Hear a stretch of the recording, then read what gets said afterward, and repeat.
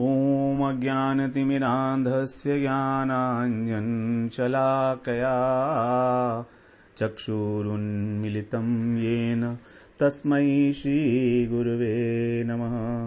वाञ्छाकल्पतरुभ्यश्च कृपा सिन्धुभ्येव च पतितानां पावनेभ्यो वैष्णवेभ्यो नमो नमः। नमो महावदान्याय कृष्ण प्रेम प्रदायते कृष्णाय कृष्ण चैतन्य नाम्ने गौरत्विषे नमः। हे कृष्ण करुणा सिंधो दीनबंधो जगत्पते गोपेश गोपिका कांत राधा कांत नमोस्तुते। तप्त कांचन गौरांगी राधे वृंदावनेश्वरी वृषभानुसुते देवी प्रणमामि हरिप्रिये। वृंदायै तुलसीदेव्यै प्रियायै केशवस्य च कृष्णभक्तिपदे देवी सत्यवत्यै नमो नमः। श्री कृष्ण चैतन्य प्रभो नित्यानंद श्री अद्वैत गदाधर शिवासादि गौर भक्त वृंद। हरे कृष्ण कृष्ण कृष्ण हरे हरे, हरे राम राम राम हरे हरे। हरे कृष्णा। सर्वप्रथम मैं अपने गुरुपाद पद ओम विष्णुपाद अष्टोत्तर शत श्री श्रीमद् भक्ति वेदांत माधव गोसाई महाराज के चरण कमलों में अनंत कोटि दंडवत प्रणाम ज्ञापन करता हूं।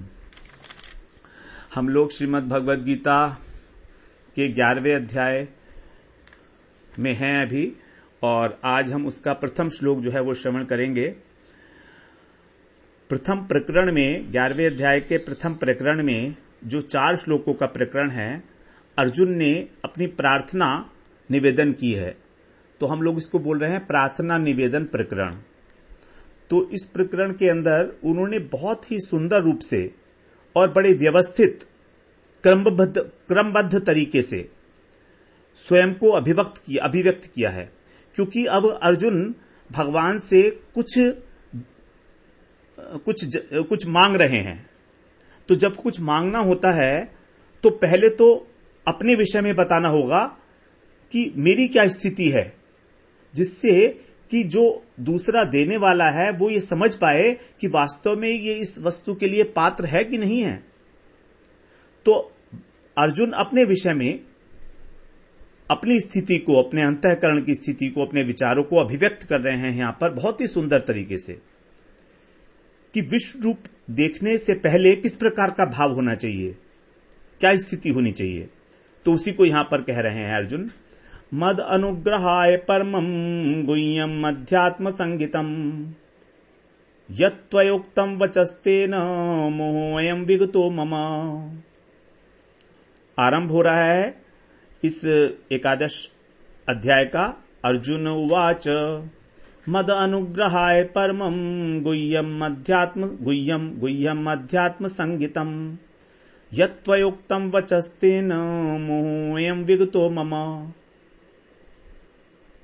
बहुत महत्वपूर्ण श्लोक है अर्जुन का। भूमिका बांध रहे हैं अर्जुन भगवान से विश्व रूप देखने के लिए कुछ निवेदन करना है। तो अब निवेदन करना है तो पहले भगवान का अभिनंदन, उनकी कृपा को स्वीकार करना। आपने कृपा की है और उसको मैं स्वीकार कर रहा हूं, उसका मैं अनुभव कर रहा हूं। क्या कृपा की है भगवान ने? भगवान ने अपनी विभूतियों की और अपनी योग सामर्थ्य की रहस्यमयी बातें बताई हैं अर्जुन को। तो वास्तव में तो भगवान की कृपा दूसरे अध्याय से ही आरंभ हो गई थी, जब भगवान ने भगवद गीता का उपदेश आरंभ किया, तभी से भगवान की कृपा आरंभ हो गई है। तो यहां तक जो कुछ भी कहा गया है उसका एकमात्र कारण है कृपा। तो हमारे जीवन में भी प्रत्येक परिस्थिति में भगवान की कृपा है, लेकिन हम उसे पहचान नहीं पाते हैं।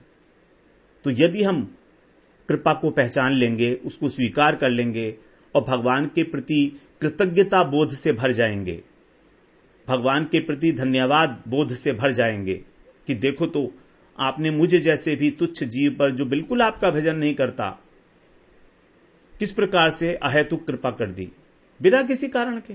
मैं तो डिजर्व भी नहीं करता था।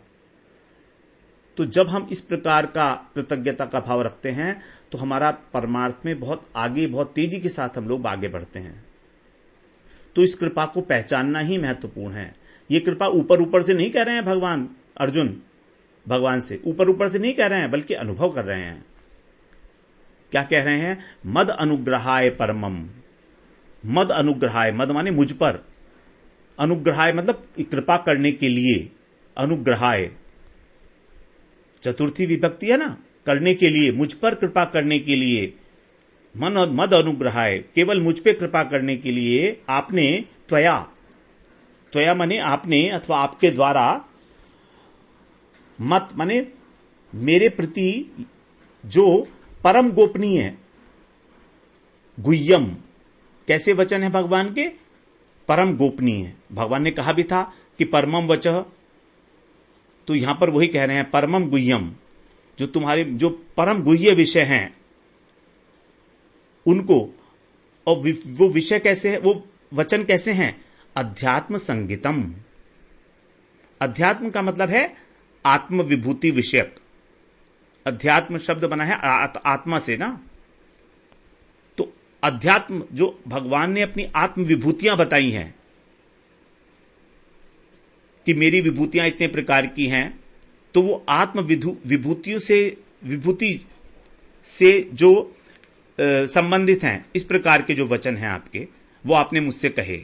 उक्तवा, त्वयुक्तम, आपके द्वारा कहे गए, उक्तम। और उससे क्या हुआ? तेन, तेन माने उनसे क्या हुआ?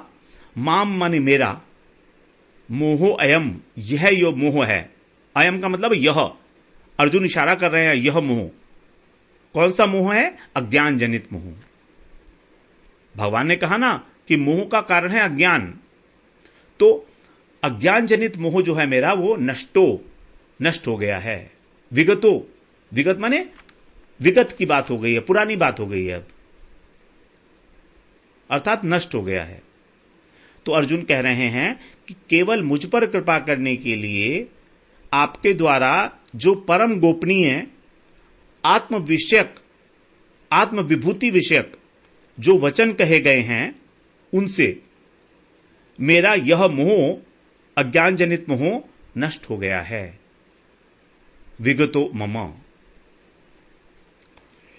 तो भगवान ने पहले कहा था 11वें श्लोक में 10वें अध्याय के, कि भक्तों पर कृपा करने के लिए मैं उनके अज्ञान जन्य अहंकार का नाश करता हूं।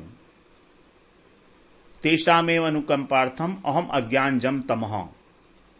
अज्ञान जम तमः, अज्ञान से उत्पन्न जो अंधकार है उसको, तो ये अंधकार वास्तव में क्या है? अहंकार ही ये अंधकार है, मैंपन की भावना, कर्तापन की भावना। तो इसको मैं नाश कर देता हूं। कैसे? ज्ञान दीपेन भास्वता, ज्ञान का दीपक जलाकर। वहां पर हम लोगों ने बात की थी कि जो ज्ञान का दीपक है वो कैसा है? परम दैदीप्यमान है। भास्वता मतलब चिन्मय, और चिन्मयत्व आएगा भगवान से, क्योंकि भगवान चिन्मय वस्तु हैं।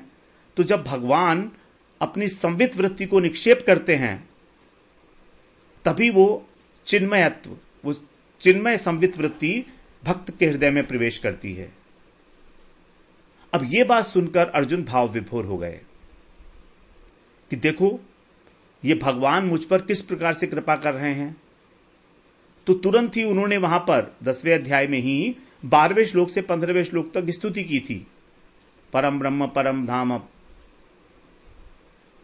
कि आप परम ब्रह्म हो, परम धाम हो, पवित्रम परम उत्तमम, पवित्रों में भी पवित्र हो। 4 श्लोकों में भगवान की स्तुति की थी। गीता में पहले कभी भगवान की कोई स्तुति नहीं की अर्जुन ने। 10वें अध्याय के 12वें श्लोक में ही केवल स्तुति की है, 12, 13, 14 में, 4 श्लोकों में। अब उसी बात को पुनः स्मरण कर रहे हैं अर्जुन, क्योंकि स्वयं को भगवान की कृपा के अयोग्य मान रहे हैं, दैन्यता स्वीकार कर रहे हैं। कि आपने अपने बारे में जो मुझे इतने स्पष्ट रूप से बता दिया, ये सब आपकी कृपा है। मेरा कोई पुरुषार्थ, कोई योग्यता नहीं है इसमें। क्योंकि किसी भी व्यक्ति के सामने अपनी सारी बातें बता देना कोई आसान काम नहीं है। हम सब जानते हैं इस बात को। हम अपने मन की बातें अपने किसी बहुत प्रिय व्यक्ति को भी नहीं बताते हैं। ऐसी बहुत सी बातें होंगी हमारे मन में जो हम किसी के साथ शेयर नहीं करते हैं। लेकिन यहां पर भगवान बहुत गहरी बातें अपने विषय में अर्जुन के साथ शेयर कर रहे हैं, बता रहे हैं। अर्जुन के साथ क्या, वास्तव में तो हमें ही बता रहे हैं भगवान। तो इतना सहज नहीं है ये बताना अपने विषय में। सबके सामने अपने विषय में सब कुछ कहना नहीं है पॉसिबल। लेकिन अर्जुन के प्रति भगवान की प्रियता और भगवान के प्रति अर्जुन की प्रियता इतनी अधिक है कि भगवान से बहुत कुछ कहलवा गई। और उसी के कारण हम लोगों को श्रीमद् भगवद गीता प्राप्त हुई। तो जिस प्रकार अर्जुन ने भगवान की कृपा को स्वीकार किया है, उसी प्रकार से हमें भगवत कृपा को स्वीकार करना है। तत्ते अनुकंपाम सुसमीक्षमाणो भुंजान एव आत्मकृतम विपाकम। प्रत्येक परिस्थिति में अनुकूल और प्रतिकूल समान रूप से, बिना मन में कोई विकार उत्पन्न हुए, भुंजान एव आत्मकृतम विपाकम, ये मानकर कि ये सभी मेरे विपाक, मेरे जो पाप कर्म हैं उनका फल है, प्रतिकूलता मेरे पाप कर्मों का फल है, ऐसा मानकर तेषा वो तत्ते हम भगवान के अनुकंपा मानकर, उसमें तत्ते अनुकंपाम, उसकी कृपा का, भगवान की कृपा का दर्शन करते हुए उन परिस्थितियों में हमें कृपा का अनुसंधान करना है। तभी उनकी कृपा का हमें अधिकाधिक रूप से हमको अनुभव होगा। तो यही है कृपा की साइंस, कृपा का जो विज्ञान है, जो मैकेनिज्म है, वो यही है। फिर आगे कह रहे हैं परमम गुह्यम, मद अनुग्रहाय परमम गुह्यम। तो अंतिम श्लोक में 10वें अध्याय के 2 श्लोकों में भगवान ने जो अपनी योग्य सामर्थ्य बताई थी, क्योंकि अर्जुन ने प्रश्न किया था वहां पर कि आप अपनी योग सामर्थ्य को और विभूतियों को अलग अलग बताइए। तो भगवान ने विभूतियां तो बहुत सारी बताई अपनी पहले, लेकिन योग सामर्थ्य की बात लास्ट के 2 श्लोकों में की थी।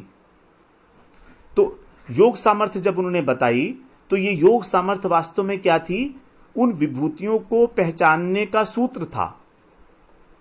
यत यत विभूतिमत सत्वम श्रीमत ऊर्जितमेव वा।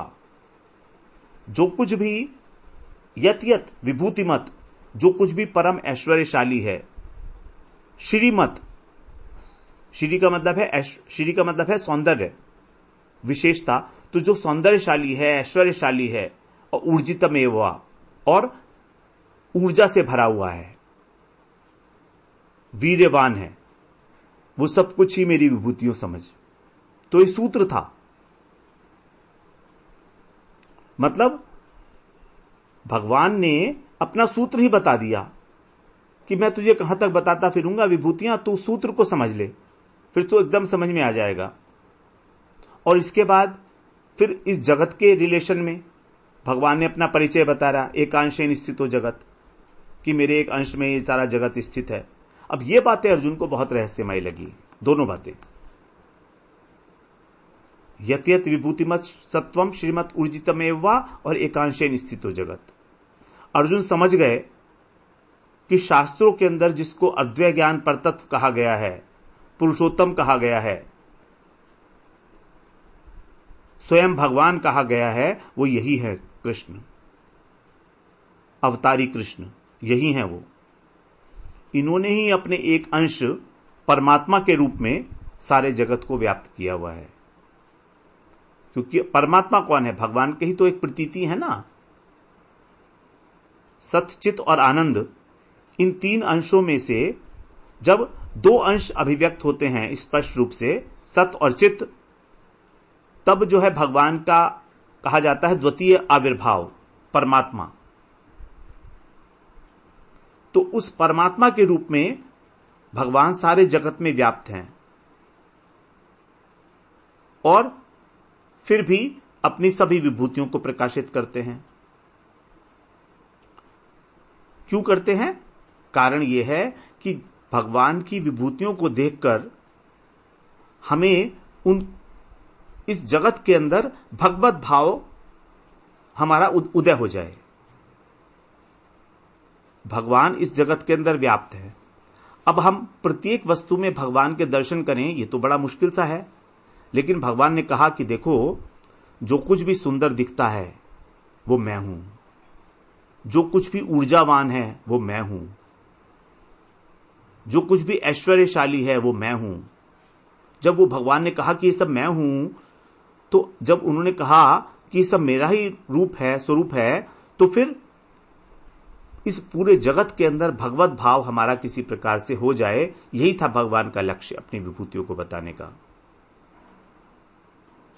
कि हम इस प्रकार से जगत की प्रत्येक वस्तु में भगवान का दर्शन करके भगवान के प्रति अनुरक्त हो सकें।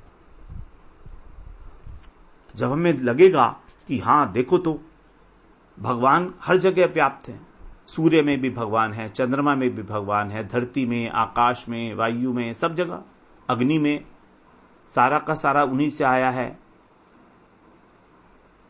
जितने भी देवता हैं, जितने भी ऋषि मुनि हैं, जितने भी प्रजापति हैं, जितने भी सब, ब्रह्मा विष्णु महेश, सबके अंदर भगवान ही भगवान।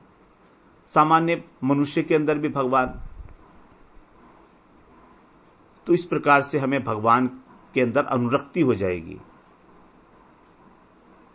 क्योंकि वो सबके उद्गम स्थान है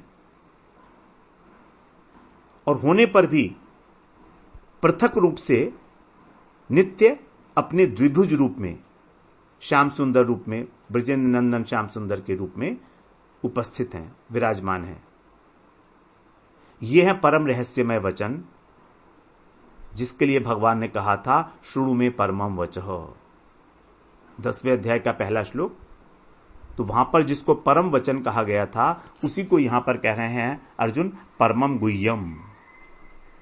यही आपके सर्वश्रेष्ठ वचन जो हैं परम रहस्यमय हैं, गोपनीय हैं। जो अभक्त हैं, जो अश्रद्धालु हैं, उनके आगे इनको व्यक्त नहीं किया जा सकता, क्योंकि वो इसकी अवहेलना करेंगे, अवज्ञा करेंगे, तो उनका अपराध बन जाएगा भगवत चरणों में। तो ये किसी अपने व्यक्ति को ही कहने योग्य वचन है आपके, और मैं इस बात को स्वीकार करता हूं। ये अर्जुन ने भाव प्रकट किया परमम गुह्यम कहकर। फिर आगे कह रहे हैं अध्यात्म संगीतम। संगीतम का मतलब होता है संज्ञा, मतलब उनको ऐसा कहा, उनको ये संज्ञा दी गई है। जैसे किसी व्यक्ति का नाम है राम, तो राम संज्ञा है। उसको पुकारने के लिए जिस शब्द का प्रयोग किया जा रहा है उसको संज्ञा कहा जाता है। तो यहां पर अध्यात्म संगीतम मतलब उनकी जो संज्ञा है उन वचनों की, वो है अध्यात्म। अध्यात्म शब्द का मतलब यहां पर क्या है? अध्यात्म का मतलब है आत्म विषयक विभूतियां। इसका अर्थ हम लोग अध्यात्म ज्ञान नहीं ले सकते, यह बात हमें समझ लेनी चाहिए। यहां अध्यात्म शब्द का मतलब अध्यात्म ज्ञान नहीं है। अध्यात्म ज्ञान तो होता है आत्मा का ज्ञान, वो तो आत्म अनात्म विवेक जिसको बोलते हैं, उसकी बात हुई। तो यहां पर अध्यात्म का अर्थ हमको 10वें अध्याय से रिलेट कराना पड़ेगा। तो 10वें अध्याय में जो चर्चा की गई है, और 10वें अध्याय में तो कोई अध्यात्म ज्ञान की बात नहीं की गई है। अध्यात्म ज्ञान की बात तो भगवान ने दूसरे अध्याय में की है और आगे करेंगे 13वें अध्याय में। तो यहां पर क्योंकि भक्ति षष्ठक है हमारा, भक्ति योग षष्ठक 7वें अध्याय से 12वें अध्याय तक, तो यहां पर अध्यात्म ज्ञान की चर्चा करना प्रासंगिक नहीं है।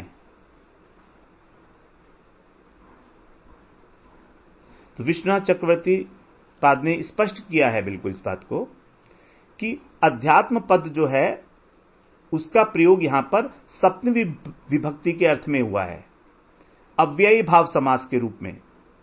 तो इसका मतलब होगा हमारा आत्मनी। अध्यात्म का मतलब है आत्मनी, अर्थात आत्मा में।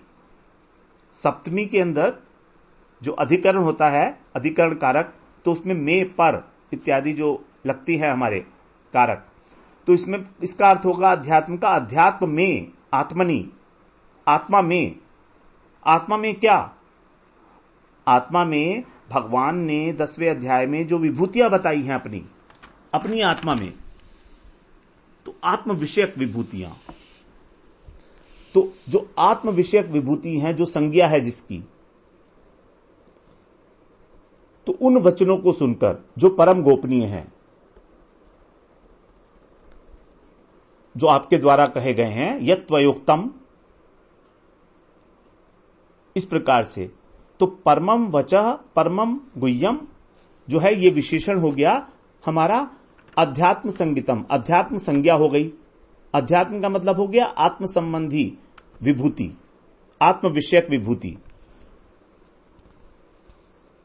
और उसको सुनकर क्या हुआ? फिर अर्जुन कह रहे हैं मोहो अयम, जो मेरा मोह है, ये अयम माने यह, जो मेरा अज्ञान के कारण मोह हो गया है, मेरे मन में जो ये धारणा बैठी हुई है कि मैं करता हूं, जबकि वास्तविक कर्ता तो आप हैं।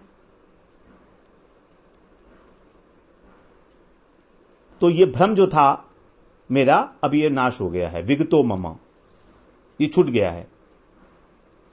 जैसे हम लोग अभी श्रवण किए, अर्जुन ये सोचते थे कि इस युद्ध के अंदर मैं लोगों को मारूंगा तो मुझे पाप लगेगा, ऐसा सोचते थे अर्जुन, स्वयं को कर्ता मानते थे। लेकिन भगवान तो कह आए हैं कई बार कि वास्तविक कर्ता, वास्तविक भोक्ता तो मैं हूं। अहम ही सर्वज्ञानाम भोक्ता च प्रभुरेव च, स्वामी भी मैं हूं और कर्ता भी मैं हूं, भोक्ता भी मैं हूं। भगवान तो कह आए हैं। तो यहां पर कह रहे हैं कि मैं अब समझ गया हूं कि आपसे ही अनंत कोटि ब्रह्मांड उत्पन्न होते हैं, स्थित होते हैं, लीन हो जाते हैं आप में, क्योंकि आप तो बीज हो, सभी के सनातन बीज हो, आप अव्यय बीज हो, और आप में किसी प्रकार का कोई विकार भी नहीं होता। ना तो आपको सुख होता है, ना आपको दुख होता है, ना आपका व्यय होता है। आप इतनी कृपा करते हो सब लोगों के ऊपर, सब भक्तों के ऊपर कृपा करते हो, लेकिन क्या आपकी कृपा का भंडार कभी खाली होता है? आप अनंत हो, आपकी कृपा भी अनंत है। तो ऐसे आप अनंत कृपा के भंडार, अब मैं समझ गया कि वास्तविक कर्ता भी आप ही हैं, क्योंकि आपने कहा 10वें अध्याय में मत्तः सर्वम प्रवर्तते। प्रवर्तते, प्रवर्तन का मतलब क्या है? चेष्टा करना,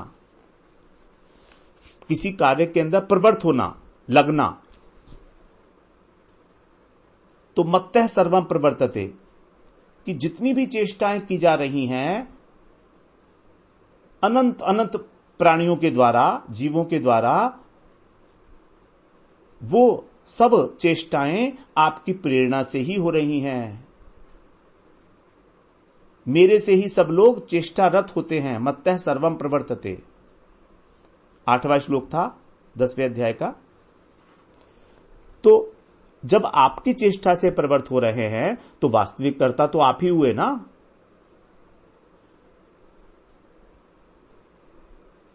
और मेरा यह भ्रम था कि मैं करता हूं, मैं इनको मारूंगा युद्ध के अंदर, मुझको पाप लगेगा, ये मेरा भ्रम था। अब ये मेरा भ्रम टूट गया है। मद अनुग्रहाय, मेरे लिए आपने जो कृपा की है, मेरे हृदय के अंदर जो ज्ञान दीपक जलाया है आपने स्वयं बैठकर, उसके कारण अब मुझे समझ में आ गया है कि मैं करता नहीं हूं। इसलिए जो उस कर्तापन को खत्म होने के कारण जो मुझे मोह हो गया था कि मैं अब युद्ध नहीं करूंगा, मुझे राज्य नहीं चाहिए, मुझको कुछ भी नहीं चाहिए, तो ये जो मेरा मोह था, अज्ञान जनित मोह,